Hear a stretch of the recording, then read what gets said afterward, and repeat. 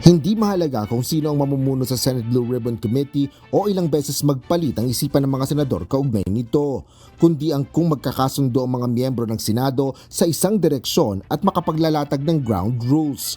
Ito ang binigyan diin ni Senate Minority Leader Alan Peter Cayetano sa muling pagtatalaga kay Senador Panfilo Lacson bilang chairperson ng naturang komite. Sa gitna ito ng investigasyon ng Blue Ribbon sa mga anomalya sa flood control projects ng pamahalaan. Gayaan niya ng nasabi na niya, ang pipili ay ang mayorya at irirespeto ito ng minorya.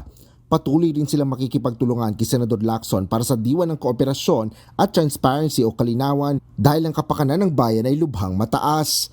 Kaugnay nito, naglabas rin ng saloobin sa issue si Senate Deputy Majority Leader JV Ejercito.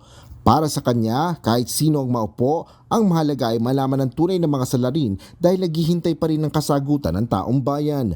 Makikipagtulungan din anya siya sa sinumang maging chair ng komite para malaman ang pinagmula ng pinakamalaking skandalo, partikular na ang floodgates dahil sa mga sindikatong kriminal.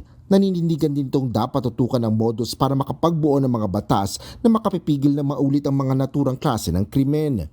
Nauna nang kinumpirma ni Senate President Vicente Soto III ang muling pamumuno ni Senador Lacson sa Blue Ribbon. By November 10, we will re-elect or ask Senator Lacson to retake. And as far as our last conversation, and he has agreed. Alam niyang kailangan na. Sinabi rin ni SP Soto na hindi na magsasagawa ng pagdinig ang Blue Ribbon sa pangunguna ng acting chairperson nito na si Senador Erwin Tulfo. Wala pa rin pesa na nakatakda para sa susunod na pagdinig ng komite. Ngunit inaasahang iaanunsyo ito kasabay ng pagbabalik ng sesyon ng plenaryo sa November 10. Asher Cadapan Jr., UNTV News and Rescue.